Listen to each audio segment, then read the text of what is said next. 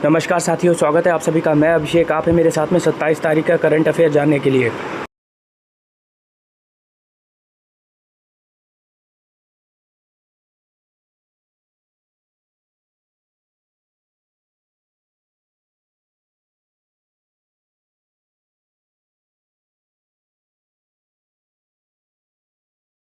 मैं आपका स्वागत करता हूं अपने चैनल स्मार्ट टीचिंग अभी 20 GS बाई अभिषेक में।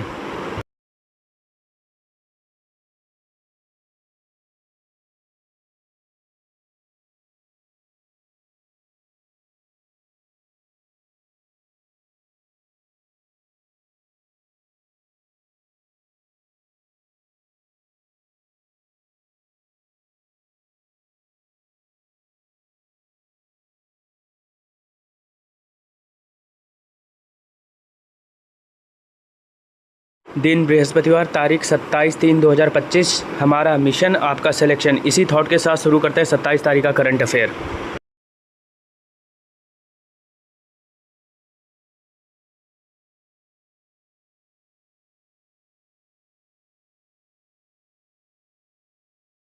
पहला, हाल ही में किस तारीख को शहीद दिवस मनाया गया? उत्तर है 23 मार्च को। आइए इस खबर के बारे में जान लें।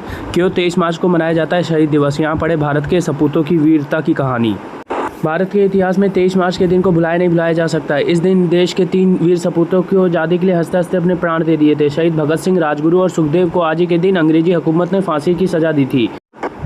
भारत के इतिहास में 23 मार्च का दिन बेहद अहम माना जाता है। यह दिन शहीद दिवस के रूप में मनाया जाता है, जो भारत के स्वतंत्रता संग्राम के 3 महान क्रांतिकारियों भगत सिंह, राजगुरु और सुखदेव को श्रद्धांजलि देने के लिए समर्पित है।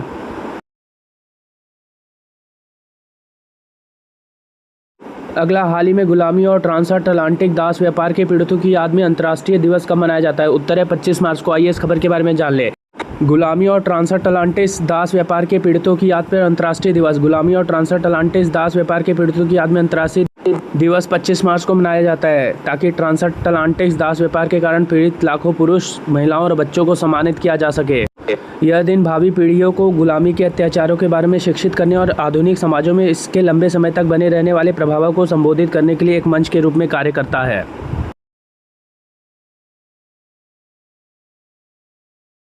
अगला, हाल ही में गोपाल विट्ठल GSMA के अध्यक्ष चुने गए। नेक्स्ट, हाल ही में हरियाणा राज्य के मुख्यमंत्री ने व्यापारियों के लिए एक मुफ्त निपटान योजना शुरू की है। नेक्स्ट, भारत के पहले शांति केंद्र का उद्घाटन गुरुग्राम में हुआ। नेक्स्ट, हाल ही में महिला कबड्डी विश्व कप 2025 का खिताब भारत ने जीता। नेक्स्ट, जम्मू कश्मीर की नवयुग टनल में यात्रियों से भरी बस पलटी, हादसे में 12 लोग घायल। नेक्स्ट, दिल्ली में अभी से अप्रैल जैसी गर्मी, पारा 40 के पार, बिहार से लेकर राजस्थान तक लू का खतरा।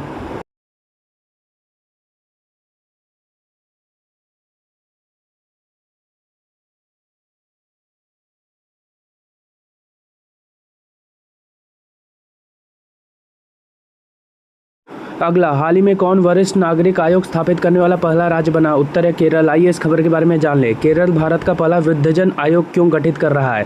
राज्य में बुजुर्गों की आबादी बढ़ने के साथ ही उनके अधिकारों पर लगातार हमले हो रहे हैं। पिछले हफ्ते केरल विधानसभा ने सर्वसम्मति से बुजुर्ग आयोग की स्थापना से संबंधित विधेयक पारित किया। यह भारत का पहला बुजुर्ग आयोग होगा।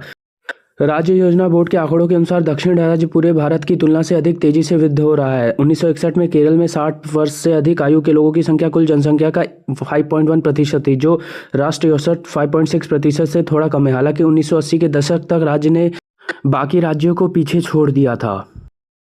अगला, हाल ही में किसे लोकप्रिय नागरिक उत्कृष्टता पुरस्कार से सम्मानित किया गया? उत्तर है संघमित्रा ताई गायकवाड़ को। आइए इस खबर के बारे में जान ले। समाज सेवा के क्षेत्र में संघमित्रा ताई गायकवाड़ को लोकप्रिय नागरिक उत्कृष्टता पुरस्कार से सम्मानित किया गया, जो उनके निस्वार्थ सेवा और समाज में अपार योगदान को मान्यता देता है। पिछले 25 वर्षों से Republic party of India Athawale गुट से जुड़ी संघमित्रा ताई गायकवाड़ वर्तमान में महाराष्ट्र की मुख्य सचिव के रूप में कार्यरत हैं और केंद्रीय मंत्री रामदास अठावले के नेतृत्व में समाज सेवा के प्रति अपनी प्रतिबद्धता को व्यक्त करती हैं।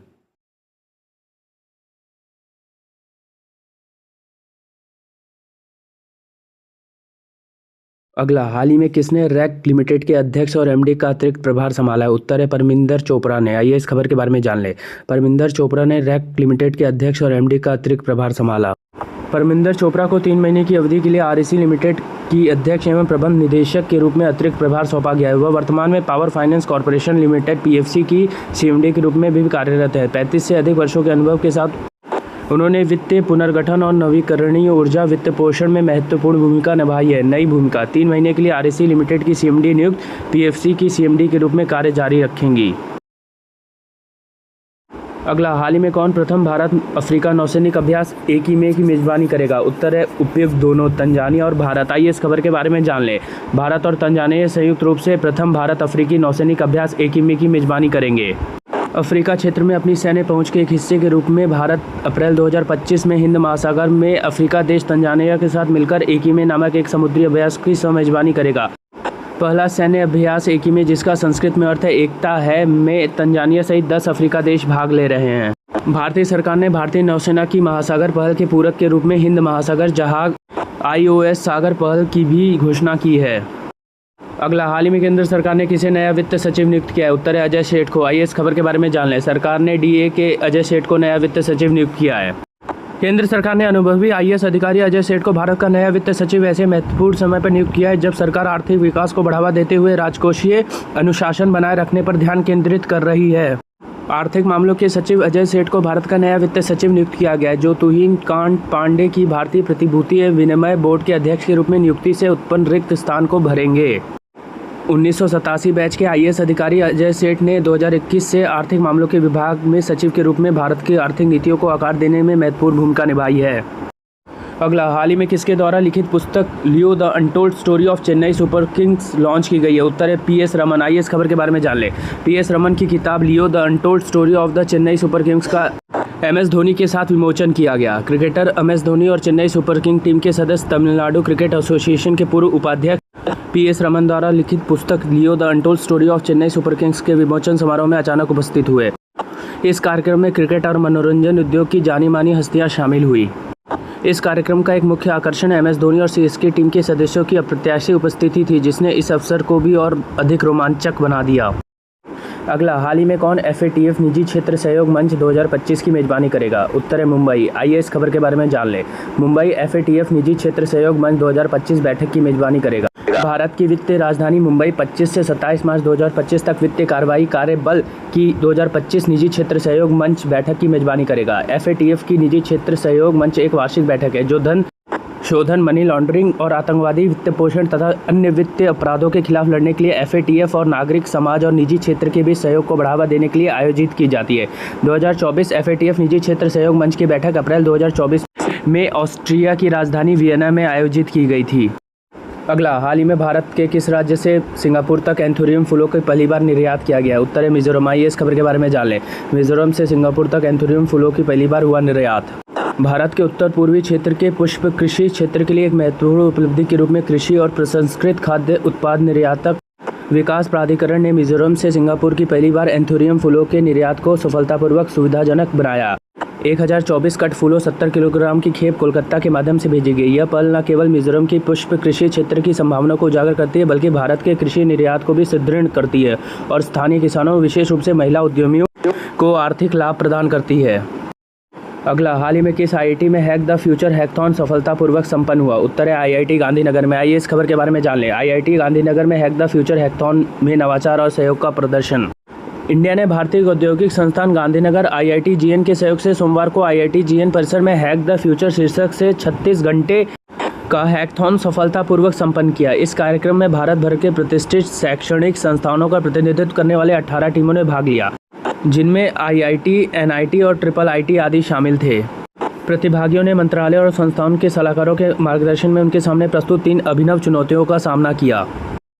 अगला, हाल ही में कहाँ जलवायु परिवर्तन, पर्वत और मानवता का भविष्य विषय पर पहला सागरमाथा संवाद आयोजित किया जाएगा? उत्तर है नेपाल में। आइए इस खबर के बारे में जान लें। हाल ही में नेपाल में सागरमाथा संवाद, पर्वत संवाद का आयोजन किया जाएगा, जिसका विषय जलवायु परिवर्तन, पर्वत और मानव जीवन का भविष्य होगा। सागरमाथा संवाद का उद्देश्य नेपाल को वैश्विक जलवायु वकालत में अग्रणी बनाना, जलवायु न्याय और नेपाल के पर्यावरणीय योगदान के लिए मुआवजे पर जोर देना। आयोजन का समय मई में। सागरमाथा संवाद का विषय जलवायु परिवर्तन, पर्वत और मानव जीवन का भविष्य। सागरमाथा संवाद का महत्व। यह संवाद जलवायु परिवर्तन के पर्वतीय क्षेत्रों को प्रभाव और मानव जीवन पर इसके संभावित परिणामों पर चर्चा करने के लिए एक महत्वपूर्ण मंच है। अगला, हाल ही में किस राज्य ने केंद्रीय अंगदान अधिनियम को अपनाने का प्रस्ताव पारित किया है? उत्तर है तेलंगाना। आइए इस खबर के बारे में जान लें। तेलंगाना ने केंद्रीय कानून के अनुरूप अंग प्रत्यारोपण विधेयक 2025 पारित किया। तेलंगाना विधानसभा ने मानव अंग प्रत्यारोपण अधिनियम, केंद्रीय अधिनियम 42 1994 और नियम 1995 THOA और मानव अंग और उत्तक प्रत्यारोपण संशोधन अधिनियम 2011 TOTA को अपनाने का एक प्रस्ताव पारित किया। राज्य के स्वास्थ्य मंत्री दामोदर राजा नरसिम्हा ने सोमवार को 24 मार्च को विधानसभा के विशेष सत्र के दौरान प्रस्ताव पेश किया। यह अधिनियम चिकित्सीय उद्देश्यों के लिए मानव अंगों और उत्तकों को निकालने, भंडारण और प्रत्यारोपण का नियंत्रण करता है।